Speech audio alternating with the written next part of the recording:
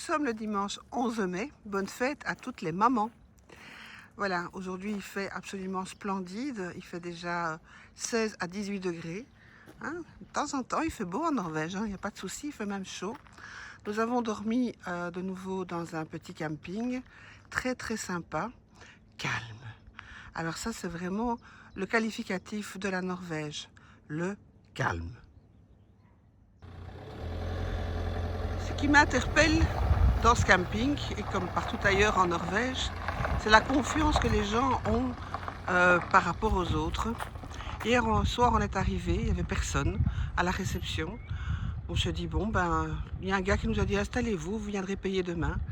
Demain, c'est-à-dire aujourd'hui, on a été, la réception ouvrait à 10 h. On a pris une douche, on a utilisé les toilettes, on a utilisé un tas de choses. Si on était parti à 7 h du matin, ben, c'était ni vu ni connu, on ne payait pas. Alors cette question de confiance, c'est quelque chose, je pense, qui nous manque excessivement en Belgique. Voilà, à chacun son job, hein. Non, moi j'ai vidé les chiottes et j'ai rempli le réservoir d'eau, alors à choisir, j'aime bien faire la vaisselle. Bon, ouais. Voilà, c'est le genre de cuisine équipée qu'on trouve dans les campings, tout à fait gratos, hein. Alors ça c'est Ikea, c'est suédois. Ils sont pas loin de la Norvège, tu vas me dire. Avec l'eau chaude, distribution d'eau tout à fait gratos. Voilà, frigo, surgélateur à disposition. Tu viens mettre tes plaquettes, enfin c'est fabuleux, c'est terrible. Ça, et on a payé 350 NOK pour la nuit, tout compris. Tout compris. Ce qui fait l'équivalent de, je vous dirai ça par écrit dans la vidéo. Bonne journée à tout le monde. Nous sommes toujours le 10 mai, le jour de la fête des mères. Le 11 mai. 11 mai. Fête des mères pour la Belgique, évidemment. Askewagen, je ne sais pas si je prononce correctement parce qu'il y a des ronds au-dessus du A et du E. Donc c'est un des points de vue de la route de l'Atlantique. On n'a pas encore commencé les tunnels, mais on y a moyen de se balader au bord de l'eau. Et on va aller jusqu'au bout de la jetée où il y a une petite plateforme en verre qui nous permet d'admirer le paysage à l'abri des embruns. Aujourd'hui il fait vraiment super beau. Oui mais... Il te manque une main, il te manque une main. Je suis courageuse mais pas téméraire. Personne.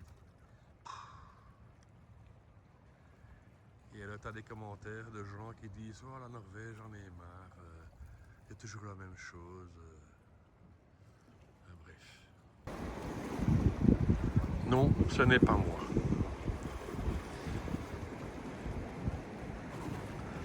La mer qui est bleue, quoi.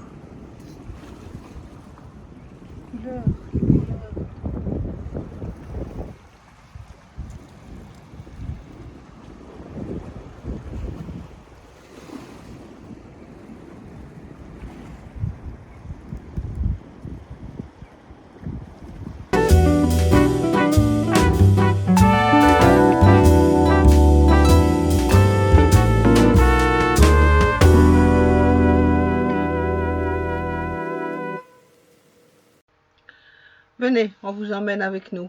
C'est la route de l'Atlantique, décrite comme une des plus belles routes panoramiques de Norvège. Elle n'est pas très longue, elle fait 17 km. Elle relie en fait donc plusieurs îlots entre eux, 7, donc il y a 7 ponts qui relient ces îlots entre eux. Avant, ils étaient desservis par un ferry.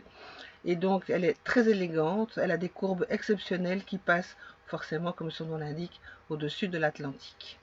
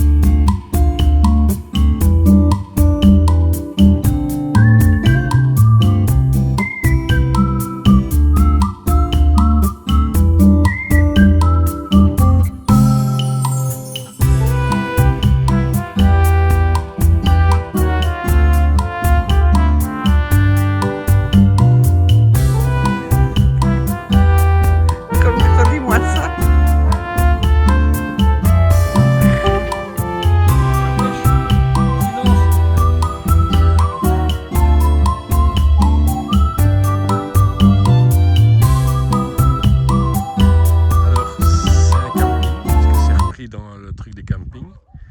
C'est spécial. C'est un atelier de bateaux, d'ancêtres, de cimetières pour bateaux, de toutes sortes. On est arrivé quand même.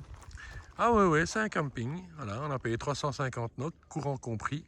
Le bâtiment qui est à côté, qui est derrière le camping-car, c'est la cuisine, douche femme, douche homme, super propre, super chauffé. Des endroits improbables, c'est en Norvège. Et voilà la vue qu'on a depuis le camping-car. Et voilà la vue que je vais avoir avec ma canne à pêche dans 10 minutes. Voilà. Le rêve. Le rêve. Il est 21h30. Le soleil est loin d'aller se coucher. On voit qu'on approche du cercle polaire. La nuit ici dure entre 4 et 5 heures, plutôt 5 heures. Dans 3 ou 4 jours, elle ne durera plus que 3 heures. Heureusement qu'on a de bons volets au motorhome. Bonne nuit à tous!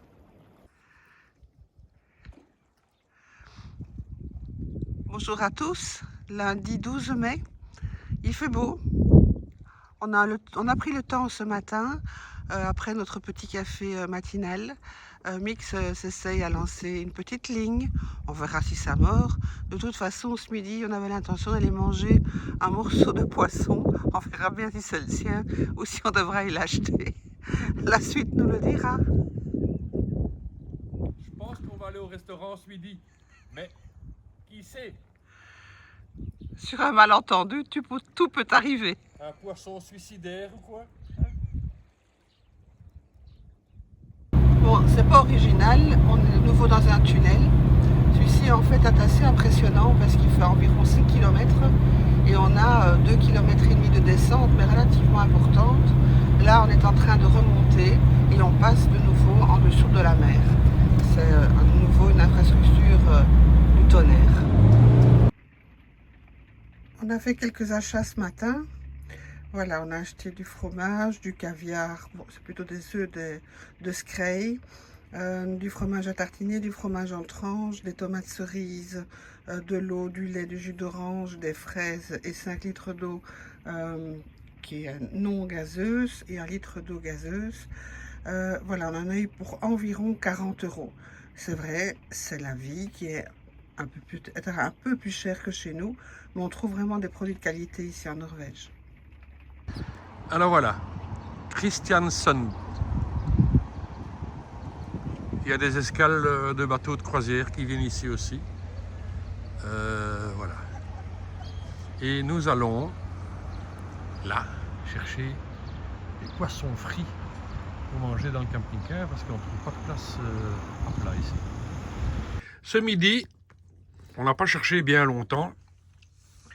C'est délicieux. C'est le fishan, c'est le poisson fait ici à Kristiansund, qui est en fait du poisson d'un morue qui est coupé en deux, qui est séché et puis qui est cuite. Ben, c'est vraiment très très bon. Un délice. Et alors on a trouvé une place pour garer parce que Kristiansund, garer ton camping-car, bonjour. Hein. Petite halte parce qu'on est passé sur un chouette pont. Bon, il est plus joli en haut quand on est dessus qu'en dessous. Ça, c'est sûr. Et on a retrouvé les Français qu'on avait vus pêcher sur la route de l'Atlantique. On a vu leur véhicule, du coup on s'est arrêté pour sympathiser, voilà. Mais c'est quand même plus sympa sans la pluie. Nettement beaucoup plus joli. On avait cru que la route aurait été relativement banale.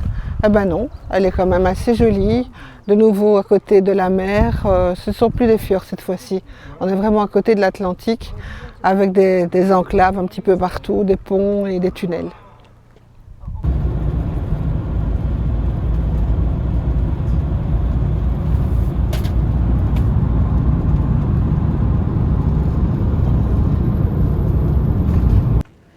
Les routes norvégiennes se suivent et se ressemblent ou pas.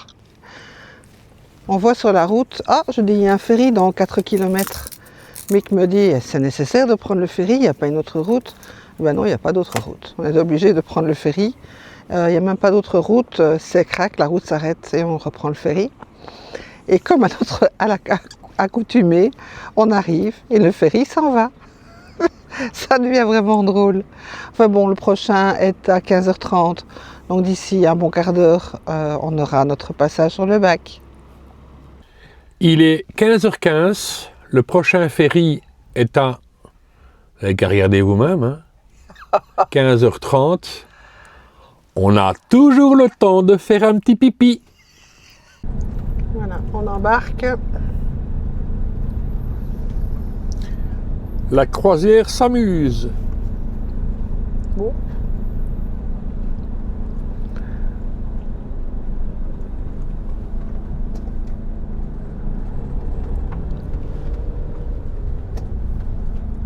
Ça va comme me dire de me mettre ailleurs.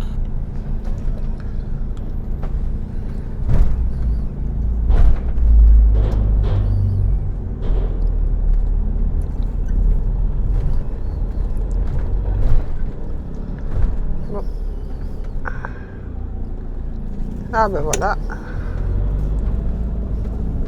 Ici? Ici?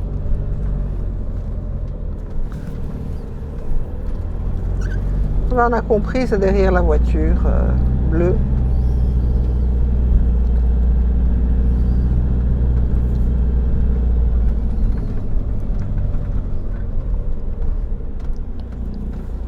On a beaucoup de points si on écrase deux Norvégiens, non? Non, je crois que ça va coûter très cher. On n'a pas beaucoup de points. Bon ben on est rentré dans le ferry. Que voilà d'ailleurs. Le Fjord 1. Ils ont cherché vraiment longtemps le nom, je crois. Fjord 1.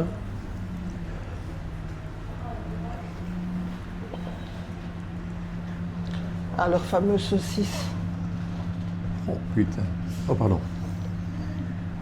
Ça va être bien digestif ça.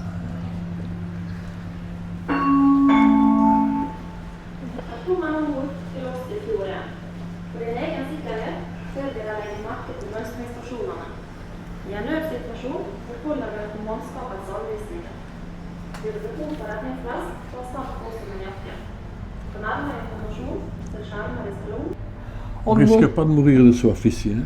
On ne monte plus jamais sur un ferry. Non, on reste dans le motorhome.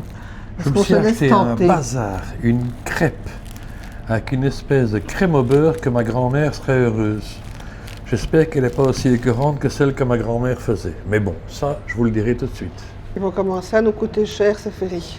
Si à chaque fois ils s'achètent une crasse. Alors, verdict. Ce qu'ils appellent crème au beurre, c'est la crème fraîche. Oh purée. C'est light. C'est marqué dessus, crème fraîche light, allégée. Certainement pas, tu comprends pas le norvégien. Bon? Je viens de goûter. Bon, je suis pas très sucré, d'accord, mais là c'est très très très écœurant. Peut-être que c'est pas vraiment light. Mais qu'est-ce que c'est bon, lui? Moi je trouve ça écœurant à mourir. J'aime ces Norvégiens. On sait, hein, les Norvégiens sont un peu très sucrés, je confirme. Finalement, elle n'est pas du tout monotone, cette route jusqu'à Trondheim. Ça se succède, ce sont des fjords, et puis un bout de mer, des fjords encore. Un peu de soleil, des nuages, mais c'est quand même très beau.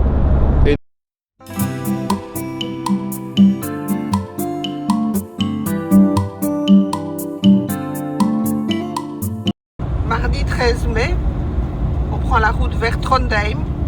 C'est notre première autoroute. Mon Dieu, ça c'est vraiment une grande première en Norvège. Il n'y a plus de tunnel, il n'y a plus de pont, il y a de l'autoroute maintenant.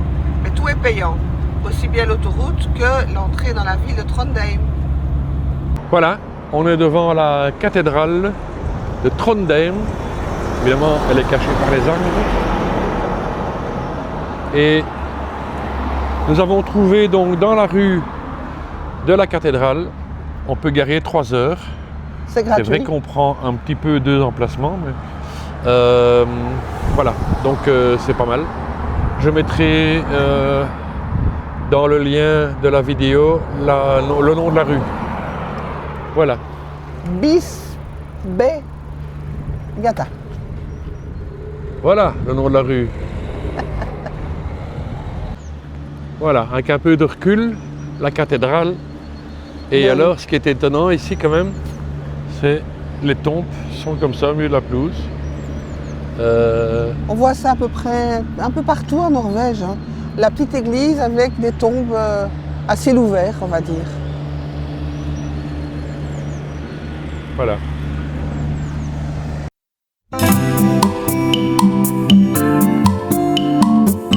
Alors ici, il y a des tombes qui sont quand même depuis 1846, et à sa naissance, il est mort en 1908, et donc la tombe est là au moins depuis 1908.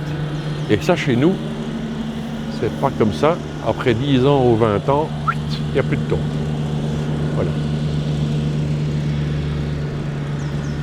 Je voulais voir cette ville de Trondheim, qu'on appelle en fait la capitale viking, et qui est également la porte d'entrée vers le nord.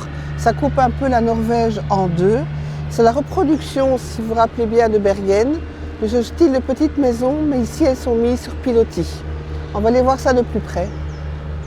Le Gamebybru, pour la prononciation on repassera, c'est vraiment un tout vieux pont qui a été reconstitué par la suite pour permettre justement aux habitants de passer d'une rive à l'autre et de rejoindre le vieux quartier de Trondheim, le Backlandet, qui était autrefois donc un quartier d'artistes et qui est devenu vraiment un quartier tout à fait branché avec des boutiques et des bars relativement chers et aussi une haute gastronomie, paraît-il, mais là il est 10h30 du matin, on ne va pas s'y atteler.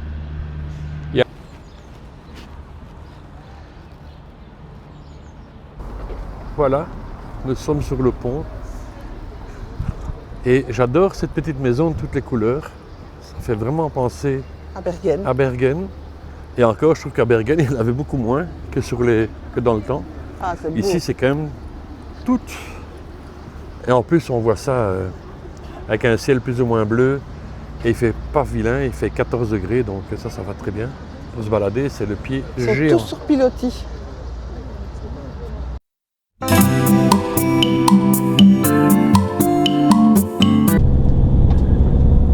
Le pire de Trondheim. Je pense qu'il doit y aussi avoir des gros bateaux qui doivent arriver jusqu'ici. En fait, Trondheim n'est pas au bord de la mer. Trondheim est au cœur d'un fjord. Ils n'ont pas été chercher très loin pour lui donner son nom. C'est le Trondheim Fjord, pour ceux que ça intéresse. Le temps est un peu mi-figue, mi-raisin, donc on a décidé de passer une petite demi-heure à aller dans un centre commercial, comme il en existe beaucoup. C'est des marques qu'on ne connaît pas bien, à part certaines choses qui sont représentées chez nous, comme Jysk et aussi Kvik, qui sont des cuisines effectivement danoises, assez chères. Alors, si l'alimentation ne nous paraissait pas trop chère, on a un petit peu regardé dans les magasins le prix des vestes, des chaussures, tout ce qui était en fait donc décoration aussi. Là, on tape dans le budget. C'était juste pour une petite parenthèse parce qu'on avait été voir des magasins. Alors, autre chose qui nous a quand même très fort étonné depuis qu'on est en Norvège, c'est le prix des carburants. Le diesel est toujours moins cher que l'essence. Ça, c'est aussi une incompréhension pour un pays qui se veut propre. Mais d'autre part, les diesels varient d'endroit à endroit et de pompe en pompe. Alors, il y a deux pompes, parfois l'une en face de l'autre, qui affichent les différences. L'une est à 20 NOK et l'autre est à 18,2 ou 18,3 NOK. Elles sont en face l'une de l'autre et les gens font la file partout. C'est aussi quelque chose d'un petit peu incompréhensible. Aux dernières précisions concernant les carburants et les voitures, c'est un pays où il y a énormément de voitures électriques. Je n'ai jamais vu autant de Tesla par kilomètre carré. Je n'ai jamais vu autant de bornes électriques partout. C'est vraiment un pays qui est tourné vers le futur de ce côté-là. Sur n'importe quel parking d'un hypermarché ou d'une pompe à essence, vous avez des bornes électriques à plus en finir. Les ferries aussi. Sur les ferries, et les ferries également sont électriques. On se faisait la réflexion hier, en prenant le ferry, que ce ferry ne fait absolument aucun bruit. Et on l'a vu s'amarrer et qu'à se recharger en électricité pour pouvoir assurer la traversée de l'autre côté. Alors, ce sont des ferries qui ne sont pas récents, donc je ne suis pas sûre qu'ils ont changé tous leurs ferries il y a quelques années, mais ils ont certainement modifié leurs moteurs, qui étaient certainement des diesels auparavant, qu'ils ont transformés en moteurs électriques. En tout cas, c'est très agréable parce que tout ça, c'est bien silencieux et c'est très agréable pour faire les traversées. Il pleut, il y a du soleil, il n'y a pas d'arc-en-ciel parce que le ciel est bouché. Il y a du vent. Alors, oui, ça secoue pas mal le camping-car. Mon papa à l'époque aurait dit « Le diable marie sa fille ». J'ai jamais compris cette expression. Et un petit rollo pour la route. Les routes se suivent et se ressemblent. La pluie a cessé. Pas dire que c'est le grand soleil, mais c'est quand même nettement plus agréable de rouler que par temps clair. C'est ça la Norvège. Hein. Un coup il pleut, un coup il y a du soleil. Il fait pas très chaud et puis dans... Ah bah encore un tunnel, tiens, il y avait longtemps. On a donc quitté la E6 pour prendre une route un peu plus étroite. Enfin, très sympa aussi, c'est la E17 qui va nous conduire vers Namsos. On verra combien de temps on y passera. Voilà, petite halte. Je mettrai sur la vidéo l'endroit. On est tout seul. La dame a ouvert le camping hier. Chaque emplacement a son eau, sa prise de courant. Bon, chez nous ici, il y a même les congélateurs pour le poisson. Mais la saison de pêche ouvre que le 1er juin. Parce qu'ici, on n'est pas sur un fjord, on est sur une rivière. Donc, j'ai pas le droit de pêcher. Voilà, camping. Impeccable. Elle est charmante, la dame. Les toilettes sont là. Elles sont dans le grand bâtiment aussi. C'est chauffé. Il y a, enfin, c'est génial. 300 NOK, électricité comprise. Et douche comprise chaude. Pas besoin de rajouter du pognon dans la douche. Donc, camping parfait. À mettre, à rajouter dans la liste des chouettes camping. Voilà, ce soir, on passe à l'essentiel. On va se faire une petite omelette avec des lardons. À l'ail. Ouais. Voilà. Et un peu de fromage râpé. Il fait dégueulasse dehors, c'est la drache norvégienne. Donc on va se réchauffer comme on peut. Il y a 5 degrés à l'extérieur. C'est pas terrible. Et comme dirait Benoît, on a mis une petite bûche.